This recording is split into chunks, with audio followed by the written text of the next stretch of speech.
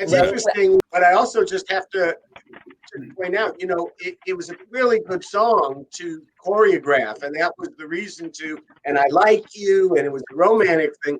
The other song, and I think I've told you this on our first one of these podcasts, Pete, the other song that was brought to me was, and it sounded so crazy that someone would be going, "Everybody dance now." In 5, 4, 3, 2. Hey, Beverly Hills 90210 fans, stop what you're doing right now, because it's time to dive deep into 90 News. All the latest news and rumors coming out of your favorite zip code. With your hosts, Pete Ferrero and Melanie Rose. Oh my God, I can't believe what I just heard. Hey, we are here on 90 News, Melanie and I will never get used to this thing where I'm watching the show, a clip of the show, and then I'm like, is that what I'm wearing now? I'm so confused sometimes at the top of the show by the previous week's clip. But anyway, Melanie, how are you? How's all going in your world? Great. It's Friday, week off for Thanksgiving next week. Can't wait. Opened up the 90210 Hunts registration. We'll get to that later. And we've got some really fun topics to discuss today. So very excited. And you mentioned Thanksgiving. So right off the bat, what I want to do is we have a plea to Tiffany Thiessen to come on our show, the Beverly Hills 90210 show, Tuesday. This week we're doing it Tuesday. So if you're listening to this, when are we going to be live? It's going to be Tuesday, November 24th at 5 p.m. We're covering a couple of things, but we'd love to get Tiffany in the mix.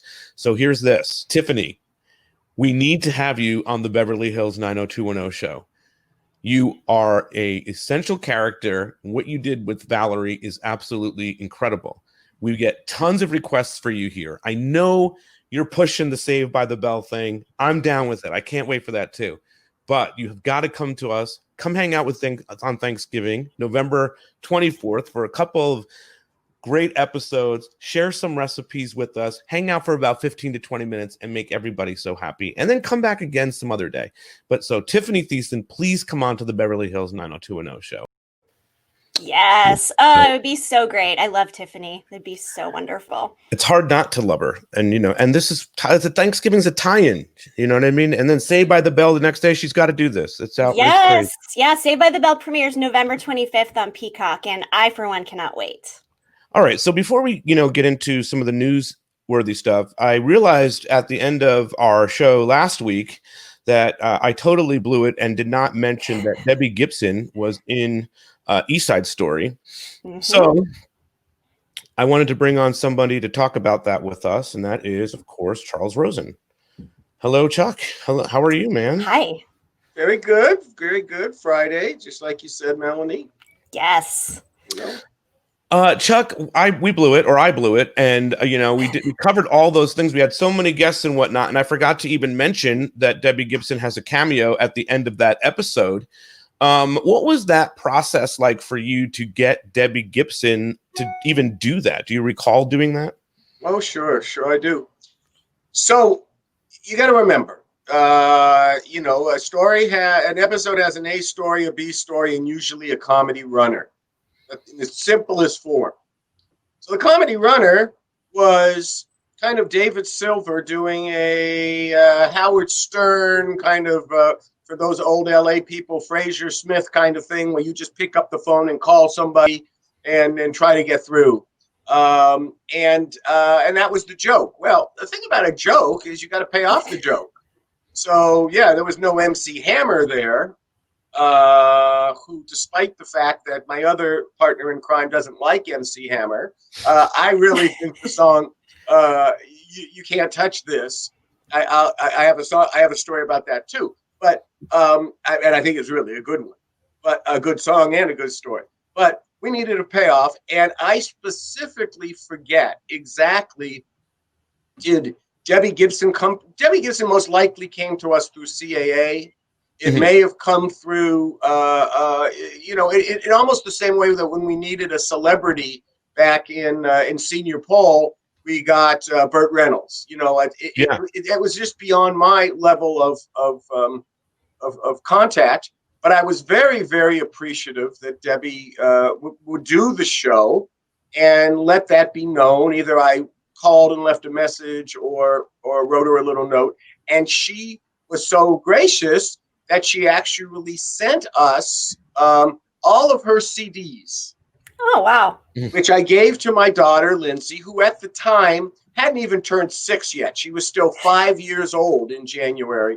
And all of a sudden, for whatever reason, Debbie Gibson calls me.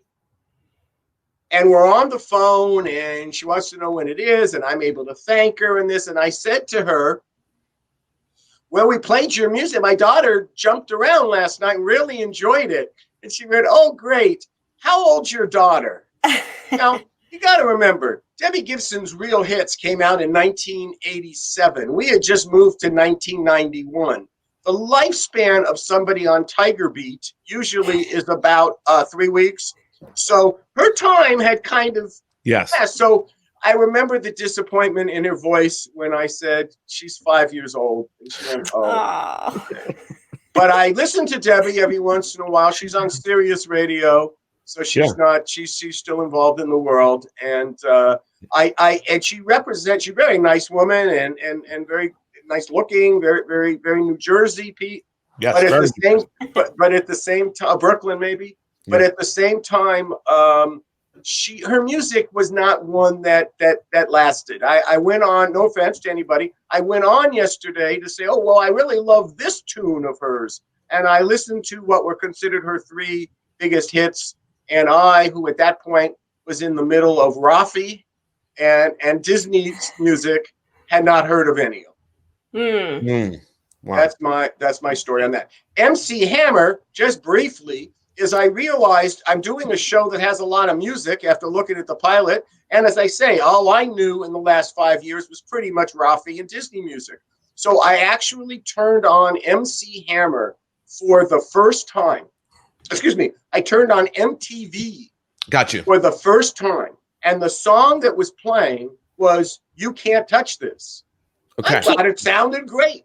And so the next day I came into the office and said, I want to use this song, You Can't Touch This. And the writer, Carmen Sternwood, told me, that was a hit like a year ago. I was like, oh, okay. So I wasn't on I had to catch up to current music. And that's why so many of the really good modern songs that we did in the first 2 seasons come from Darren Star, and most of the oldies and standard bearers come from me. Speaking of it, and I've talked about this on the show Wednesday, it's insulting how much music has been removed from these episodes that are streaming in different places, whether it be Hulu, and we love Pluto, and we're going to talk about Pluto, and it's not really necessarily their fault. But listen, here's what's missing, Chuck, from the episodes we covered this past week. It's a lot of music. The two shows, 1 Man and a Baby and East Side Story. You're missing from 1 Man and a Baby. You're missing Opposites Attract, Baby Love by the Supremes. I assume that's probably in the Peach Pit. Yeah, sure. I guess Brandon sings Rockabye Baby to Joey, and then also La Cucaracha is sung by Ian Ziering. That's out. Joey, the song itself by Concrete Blonde, is out, and Wicked Game by Chris Isaac is out. This is the song when they're skydiving.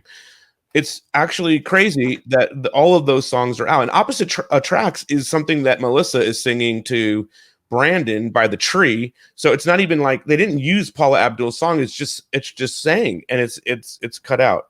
Now from East Side Story, check this list out. Let's Go Deeper by MC Hammer, which I feel like that song is so great in that episode. Mm-hmm. Finger Poppin' Time by Hank Ballard and the Midnighters. Deep Down by Debbie Gibson. So how outrageous is it that Debbie Gibson's there and they don't even show, they can't even play Debbie Gibson's song? Outrageous. How important is Restore the Music right now, And Chuck? you would think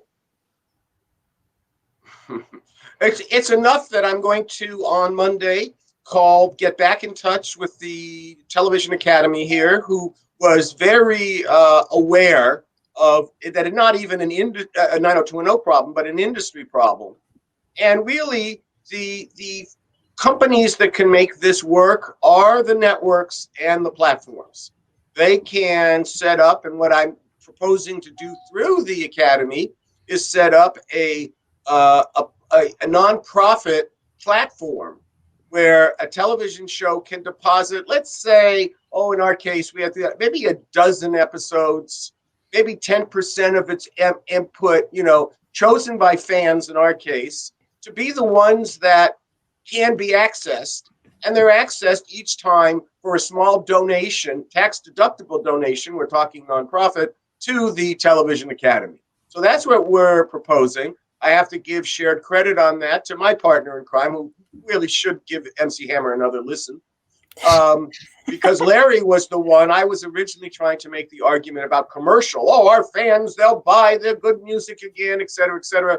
And I realized it was a bigger problem than that. And let's not go into the commercial marketplace, which is always shifting anyway. And let's focus on the music itself. So we're gonna, we're making this, and I think an interesting thing to do in every episode that is viewed, like either we do or even our friends Jenny and Tori. We should bring up what the music is missed. Because the other day and we talked about, we like Pluto. It's really a great thing. I'm so happy that we get to do our have that relationship. Yeah. But for someone like myself and someone who remembers the original score and has those tapes for whatever reason, it's just really kind of appalling because of the songs they chose. What might be interesting for our fans is to try to figure out and ask CBS. What songs are on the tracks now? What are they? Who did that? So you replace these people with who? Joe Schmuck? Yeah, I know. And his, I mean, seriously. And I think that was the thing, because the song that Brenda was looking at in Isn't It, was the morose Brenda in Isn't It Romantic, sitting on the couch. It was a instrumental of, in the other, and Fly By the Night for Wind and all that, just very emotional to her mood. And what comes up is a dance song for it doesn't 40 make seconds. Sense. The tone doesn't make sense. Completely undermines the mood. They didn't care that much. So is it time for us to have Ken Miller come up here and explain the man who picked all the songs in the beginning, how it was that our show got completely raped? Yeah. Maybe. I don't know. Yeah. You guys will talk to him. Well, one thing I think that we could do is get a hashtag going everywhere to restore the music. How do you feel about hashtag restore the music, Melanie? Does that work? I feel strongly about it, and I think we should all get out there and start sharing it. There's a huge network of fans who feel very strongly about this, as we do. So let's do it. Let's get it out there. Yeah. All right. So Chuck, thanks for stopping by and adding all of that to the 90210 thing and the talk about the music. I think it's super important. Good seeing you. And congratulations, and thank you for thank you for putting this news thing together. It's really it's really a good coda to what we do on Wednesdays. Awesome. Thanks. Thanks for joining us. We'll see you Wednesday. All right. Bye-bye. All right. See you later, guys. All right. What else do you have, Melanie, in terms of news that you want to bring in? Well, we actually wanted to bring in another one of our friends to talk about a couple of topics. There she is. Yes. Hey, Shari. Hi, guys. How are you today? We're doing good. We're off to a bang. Chuck is talking about music. It makes me very excited. So one of the things when I started doing this podcast was it was so important to me that we started talking about the music. It was so frustrating when you're doing a rewatch and you watch a show and you remember a song and it invokes a certain emotion, and now that song is gone. And like Chuck said, it's not even a song that makes sense. It's some dance track or something outrageous, and your brain it's like listening to a Dave Matthews song. Your brain just can't handle it. You know what I mean? Like, for me anyway. Sorry, Dave. It makes sense. They are emotional cues for us, right?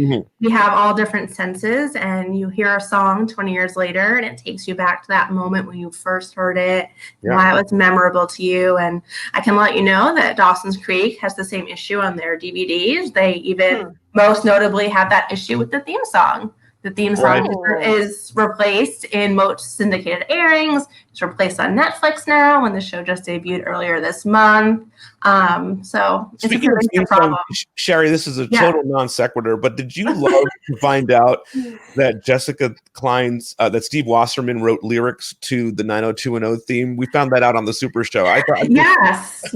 I want to hear it. And I just got a friend who's watching the series for the first time ever. She's our age, but she's never seen the show. And she told me that the other day she found herself humming something all day long. And then at the end of the day, she realized she was humming the theme song and that it had just stuck in her head. Fun fact, when my wife and I left New Jersey to come to LA, we played Night Swimming by REM, which you guys will both get the reason for Of that. course. Yep. But when you're leaving town, that's it, right? And then so it's always been good. All right, so you've got a lot going on, Shari. I'm super excited about all the stuff that you revitalized. I don't know if that's the right word. I call it a reincarnation, a revival, but my old website, teendramahorror.com, where I covered all the interviewed Chuck and Larry and producers and cast members about 10 years ago. I've now restarted it as a newsletter on Substack, kind of doing the same deal. Just on a different platform, a little bit of a different format. But one of the things I'm bringing back tonight that I'm really excited about is called Teen Drama Trivia. We used to play it on Twitter, but we're very fancy now, and we're using a platform called CrowdPurr, and it's very interactive, very cool looking with the aesthetics. And people who play can have a chance to win teen drama swag based on showing off how well they know 90210 and Dawson's Creek and One Tree Hill. And this opportunity tonight is for the premium subscribers. It costs just $5 to subscribe. Incredible. Pete and Melanie are both subscribers, which is really awesome. You get lots of perks with it. You get exclusive essays and interviews, invitations to private online events. So it's a really neat opportunity if you are as enmeshed in this world as we are. And we'll be tweeting tonight using the hashtag Teen Drama Trivia for people who are playing the game. So Yay! Right in and play. It's going to be fun. Now, I want to ask you, Shari, and we're going to approach this in a very cool way. 9021 OMG this week covered the pilot. I love Jenny and Tori so much. I'm big fans of both of them. Did you feel that they missed anything from the pilot that was important for our fans to know about that? You've covered a lot of this. I've never actually covered the pilot on our podcast yet. So was there anything we should. Well, one thing that made me laugh is that Jenny and Tori didn't remember why Brandon's car was named Mondale. They thought it was just something the boys might have made up, but actually it's named after Walter Mondale, who was our vice president, and he also ran for president but lost to Ronald Reagan. And I guess what makes it even funnier is that Kelly actually has a memorable line where she references the car later that season in Spring Dance. She goes, after she asked Brandon to the dance, goes, Brandon, I'm a spring princess. I can't exactly show up in a Melvin or whatever you're calling your car these days. I love that. That line has always stuck with us, but it didn't stick with Jenny, and that's okay. One thing that I do think was overlooked, and maybe they don't remember this, but James Eckhouse was not the actor originally cast to play Jim Walsh.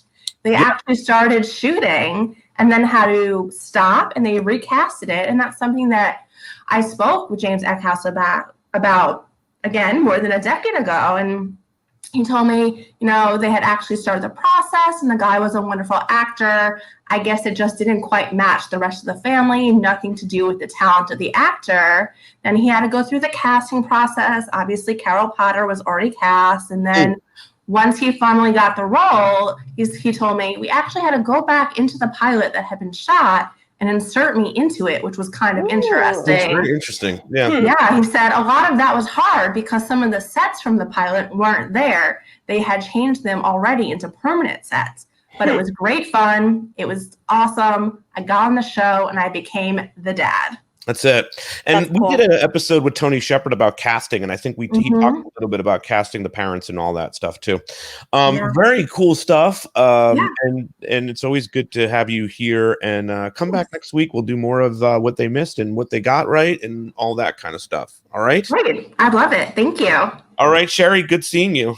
Okay. Bye. All right. Bye. All right, Melanie, we are running through what we're covering here. Before we bring on the next person, here's this. So check it. We have so much new and exciting merchandise over at Beverly Hills 90210showshop.com. You can get your own Peach Pit shirt or Welcome to Beverly Hills shirt or oh my god, check out that classic retro Beverly Hills 90210 shirt. Oh, and for you Claire Arnold fans, Pete, you can get yourself a Claire Arnold t-shirt. I mean, we pretty much have everyone and everything covered, from Dylan McKay to Ray Pruitt. I mean, we even have a Roy Randolph shirt. So don't be a squeef. Head over to Beverly Hills 90210showshop.com and get on it. Tis the season for 90210 merch, right? That's right. That's right. Look who's with us now, the roving reporter, Larry Don Mollin. Hello. Hi, Larry. Happy Friday. Ooh, I like your Pluto TV. Pluto swag. Yes, here we are. Yes. Yeah, I'm sorry about the MC Hammer burn. I didn't know it was an integral part of the show. I just kind of saw the name, was making a joke. I love MC Hammer, and my boys all bought broad pants because of that. Yeah, I think I even had a pair. I don't even know what to say, but also yes, I think Chuck, the Restore the Music, going the nonprofit route is a possible success. I mean, that's the only way really it can happen. It's just otherwise so involved and it's a tough one, but that might, these are classic shows and they should have the music restored. I think we got to start little by little. There's definitely some places where we need that song, and that should be the first priority, and prioritize sort of by fan voting. Yes. What songs are the most important to get back in, and then just kind of work our way through. I think so. Okay, so we did this really fun thing. I know you wanted to talk about this, Melanie. Yes. This past week, we worked alongside Pluto TV to do a tweet along. Larry, how was that for you? Well, let's just put it in perspective. It started at 4 p.m. and ended at midnight. 8 hours of live tweeting. Yes. It was like a party in a lot of ways. I had no idea. It just kind of took off. I was there for the first one, which was the gentle art of listening, and just kept going, just kind of remembering some of the things we said. And you guys had pre-selected some great stuff because we had covered that one also. So there's lots of content, and there were lots of people responding to us. As we said, Pluto has a range of 30 million subscribers, and on their website there's 40,000, and we got, I think, 340,000 impressions. And so it started off there, and then Karen Rosin picked it up for Isn't It Romantic? And I kind of came back and kind of cherry picked a little bit in the Christina Elisa shows of Emily Valentine, but then we hit it hard, coming down the stretch on we had Divas in Stormy Weather, and it's just a big flurry of stuff. Lots of good comments. I did want to say, we threw out lots of stuff and mentioned, certainly we had lots of shout outs to Chuck and Chip and I think Jessica too, just remembering what they were saying. I think that one of the best ones I had was in Gentle Art of Listening, which is at the end, Brandon's trying to meet the older woman. And I think I wrote, Brandon got the Tibetan Book of the Dead when he really wanted the Kama Sutra. And that seemed to get a lot of stuff that, and I also think I said, after the episode of Gentle Art of Listening, where there's a lot of nose job talk, you will never hear plastic surgery ever mentioned again in this series. And that was also a truism. And no, we had lots of fun with it. It was just a ball. Yeah, it was great. Pete and Melanie were throwing stuff in, and Melanie, you guys did a great job putting that together. But it was a marathon, and I think we're going to do it again. Oh, I should say, we got the email from Pluto TV, and they described it as spectacular. Yeah, so we felt pretty good about that, for sure. Yeah. Absolutely, it was a lot of fun. I think, how many tweets did you do? It was I think I did 150 tweets. At least, Larry, I was rocking. You but killed it on the was Twitter. Fun. I sat there, my family went to sleep, and I just was, blazing after 10 o'clock. Yeah. I did get pretty stoned. Yeah, it was great. We had so much great feedback from it too, and Todd H and all of our people were commenting and adding some stuff. So it was a lot of fun. We gave away a couple of shirts, right? So I can't wait to do that again with Pluto. It's a great relationship. I really like everybody over there. So yes, highly successful. And then I started watching some old Three's Companies because Pluto TV has so much, so much content. I feel bad for our Canadian friends. I don't think they get Pluto TV. They do not, and some of our Canadian fans were disappointed that they couldn't participate. I mean, it's like a miracle for people who are cord cutters. You get a free channel, and it plays like a broadcast channel because it has time slots and a regular schedule, and they have a 90210 channel. It's amazing. It's incredible. And we should shout out to the great gals who helped us, Caitlin and Alyssa from Pluto TV, who, God bless them, have never seen 90210, but they still are with us. And they have that in their future, but they're, they're probably this side of 25. Now, Melanie would probably want me to save this for the social media sweep, but I have a new favorite Claire look. This was just recently that she shared this on Instagram. Oh my God, Claire! Yeah, looking good. Looking good. I'm going to say goodbye to Larry, but before you go, Larry, we're covering this week. This Wednesday. Yeah. Super exciting! It's Tuesday. We're going to give you this turkey and the stuffing too on Tuesday, November 24th at 5 p.m. Pacific. We were doing 2 Thanksgiving episodes, one from season 3, The Kindness of Strangers, and then season 6, Breast Side Up, which we did cover once before in passing. So we're going to dive deeper. With Cameron, we talked about that. Yes, that was a good episode. We'll have Jessica again for that. And we've got some other great guests, I think. Carol Lagerfeld, who played David's mother in many episodes, and also David Sherrill, the homeless man from the Beach Club episodes, and then comes back for the Thanksgiving.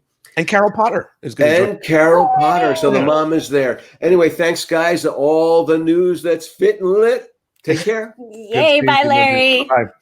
All right. So that was fun. Always good to hear from our usual suspects. Yeah. And, just a quick comment on the Pluto thing. I was so impressed with all of Larry's tweeting. I mean, he was there and so present and sent so many tweets. And like he said, it was 8 hours. So we all had a lot of stamina there. So shout out to Larry. He did a great job. Yes, it was a lot of fun. And I'm excited that we're talking about Restore the Music a lot. That's something that was really important to me.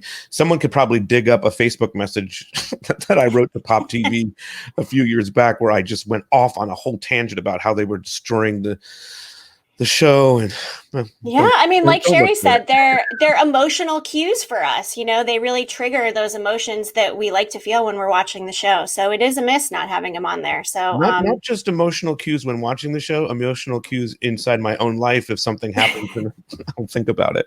Right. All right. What else do we have? We have a lot of things to cover. We mentioned Tiffany before. I don't know where this is on your list, but this is Tiffany cooking something. Yeah, she had posted a couple of fall recipes this week on Instagram. This one was pork chops and apple chutney, I believe. So that looks delicious. Have to Tiffany, grab that recipe. What are you doing, Tiffany? What's happening? You're not going to share the pork chop recipe? You know, I love pork chops and apple chutney. That's like my jam. It's a classic. Literally my jam, chutney jam. So please come on and talk about that recipe. All right. Yes. Who else do you have here? All right. Why don't we show the clip? Jason Priestley is starring in a new Christmas movie called Dear Christmas. It's on Lifetime with Melissa Joan Hart. I'm a Melissa Joan Hart fan. Used to watch Clarissa Explains It All and Sabrina. So the pairing will be cute. She's actually a podcaster on the movie, so there's a fun tie in there. So let's show a clip of Dear Christmas, which airs on Lifetime next Friday. Dear Christmas, this is Natalie Morgan. I'll be live streaming from my childhood home. November 27th. What's the new special episode going to be about? True love at Christmas. Ho, ho, ho. Ho, ho, hello. Keep running into this guy I went to middle school with. I'll see you tomorrow. You sound pretty sure of that. Pretty sure. Melissa Joan Hart, Jason Priestley, and Ed Begley Jr. This is the best Christmas ever. Dear Christmas premieres Friday, November 27th at 8. Part of It's a Wonderful Lifetime 24/7 holiday movies all season long. Well, I can't wait for that. I am not even really into Christmas Lifetime movies like that, but I'm watching that one. You better watch it. Of course, Danica McKellar, I love her from the Wonder Years. Winnie Cooper, yeah. She's in a lot of these, and I've watched all of hers, so I'm definitely going to continue watching the Jason Priestley ones. My parents are really into this. Not 90210, the Christmas Lifetime movies. So I'm sure they'll be stoked to know that our worlds are colliding. Yes. Fun. Okay, well, another clip we can show. Actually, Can Shari we just talk more about Jason Priestley and how great he is? He's also got Private Eyes going on, right? That's in Canada. Yes, that's right. I mean, everything, Jason. We love him. We would love to get him back on the podcast, to talk about the Christmas movie. Get festive with us, Jason. We'd love to have you on. Right, absolutely. Okay, you mentioned Shannon. This is what Shannon's up to today. I don't know. Yes. Cleaning toilets. So she did a post on Instagram plugging O3 Waterworks. She said it was not an ad, but it's a product that she loves. It's this special cleaning bottle that somehow does something with the water where it sanitizes 99% of things. So head over to the Shando on Instagram, check it out. And who knows, maybe we can reach out to O3 Waterworks and see if they might be interested in sponsoring our podcast. My toilet is dirty too. So yes. Send me the product. We'll be happy to cover it here on the show. Yeah, absolutely. And speaking of sponsorships, if you're watching or listening and you have a business that you'd like to promote on the 90210 show or here on 90 News, you can email Peter at BeverlyHills90210show.com or Melanie at BeverlyHills90210show.com. I always struggle to find these freaking things. Okay, here it is. Oh, I changed it to Melanie. Yeah, Melanie at BeverlyHills90210show.com. Email me. Hit us up. Maybe you got a birch box or some kind of box that you want to. Bark box. I love the bark boxes, and we're all dog people here, so bark box would be a good one too. Bridal box I saw recently, right? So bridal box. Yep, Stitch Fix. We've been reaching out to Stitch Fix. 90210 shirt box, maybe. I don't know. Right? A fan box. Ooh, maybe we're onto something here. Everybody's got a box. Yeah. So maybe you want to pitch your box on our show. We can definitely do that. And when we talked about this week, one of the promos that we did run this week was not a box, but it was gildedgiraffehome.com, and everybody is saving 10% on that if they enter the code 90210. And she's got a couple of fun 90210 character things, right? She does. She actually renamed her most popular pairs of earrings for 90210 characters. So I believe there's a Kelly, a Brenda, a Claire, a Donna, and I believe an Andrea as well. There's a Claire. So, oh my God, I'm all yes. Let's move on to another. We're not going to talk about this? Oh my God, we're definitely going to talk about that. So, exciting news. 90210 Hunts registration for our holiday hunt went live today. So visit 90210hunts.com. It's $14.99 to participate. The prizes are awesome. We're doing first place is a $300 electronic gift card. Second prize is a 1-year streaming TV subscription to your platform of choice. And then we've got a lot of 90210 merch in there for prizes and some fun other stuff. So again, 90210hunts.com, sign up. It's December 17th through the 22nd, and we're changing it up a little bit from last time. So there'll be some fun new things happening, and we can't wait to get hunting and festive with our favorite TV show zip code. Very cool. All right. Sounds like we did a lot of promoting. I just want to let you know, you can always watch the Beverly Hills 90210 show for free every I know we're like a commercial episode this week. Okay, but so we've got a lot to promote. So no, I'm just joking. Okay, we got Swamp Thing. Ian's got Swamp Thing going on, right? Yes, the CW on Tuesday nights, and I believe it's also streaming on the CW streaming platform as well. Yes. Yes. And then, of course, Jenny put her Christmas tree up, right? Yeah, she was asking if it's too soon. Not in 2020. Right. Anything goes in 2020. So, the sooner we can get Christmas and the holidays going, the better as far as I'm concerned. So she's right on trend. I just want to also say I absolutely loved their podcast this week, 90210 MG. I don't know if we have that ticker here, but you're not gonna have a problem here with us. It's just it's great to have them. I absolutely love that they had Leslie Vega on, who was Mary Moore. It was fun to see her. She's so great in the pilot. And they also had Max Caulfield on, who was in the pilot as well. So it was really great. So make sure you go over and check our friends out over there and hear what they've got going on. And I'm going to track down Leslie Vega and do a special one-on-one with her. We've been talking. So awesome. I want to hear more insight from her and just, I don't know, hang out with Marianne more. So we're going to be looking to do that at some point too. All right, what else do we have, Melanie? I don't know if I have any more. You don't have any more? We talked about Claire, right? Yep, we talked about Claire. We talked about Jenny. We got Ian and Shannon. Oh, you know what? That was Tiffany planning her Thanksgiving recipes, her Thanksgiving plan. So that was that. One thing we didn't share, we have a really cute Shannon video. Actually, Shari brought to our attention. It's a Funny or Die video on YouTube. So let's check that out. It's really cute. I mean, it's only a minute of it, so it's not the 8-minute. Right. It's an 8-minute video on YouTube, but for our purposes, we cut it down, and it's worth the 8-minute watch. Okay. Well, let's hope this is the right clip. Hi, Mama Rosellen. Have you started cooking yet? I thought Thanksgiving was virtual. You still have to actually make food. What did you think that we were going to do? Just pretend to eat virtually? Yes. Here's what I want. Turkey mini pot pies and your shot glass mashed potatoes. We have all the ingredients. We're just waiting. We just worked. No, we don't. Just read me the. I got the Kroger app. Here's what I need. No, I ordered it. Just read the list just to make sure you're. Okay, yeah. You need onions, carrots, mushroom, diced turkey, parsley, thyme, we got butter, that. more butter, and bacon. That's not too much butter at all. Okay, we got it, Mom. We'll have it all ready in time for our call. All right, love you. Love you too, Shannon. See, no problem. So what should we do until the groceries get here? Wine challenge. Yeah, that's cool. I can't wait to watch all of that. Thank you, Shari, for sharing that with us. Yeah, good stuff. Good stuff. I think we've covered everything. One other thing for our fans out there watching and listening, if you go to 90news.com, you can subscribe to our list, and we're going to be bringing some fans on to the show. So we're excited for that. Head over, subscribe, and we'll email you when it's your turn. That's very cool. All right. So I think this was a really good episode this week. We covered quite a bit of everything that's going on in the 90210 world. Listen, don't forget Tuesday is the next episode of the Beverly Hills 90210 show.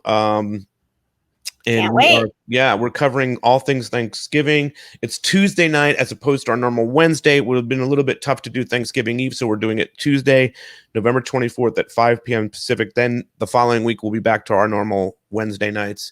But it's going to be exciting. We've got a lot of guests, and we even have some mystery guests coming by too. So as always, don't miss that. All right. I think we've got it all. Melanie, thank you so much for this week. We had a lot of great guests, a lot of fun times and all that stuff. So thank you again for this week. Yeah, thank you. This has been fun. We'll see you all next week. And with that, 9021 out.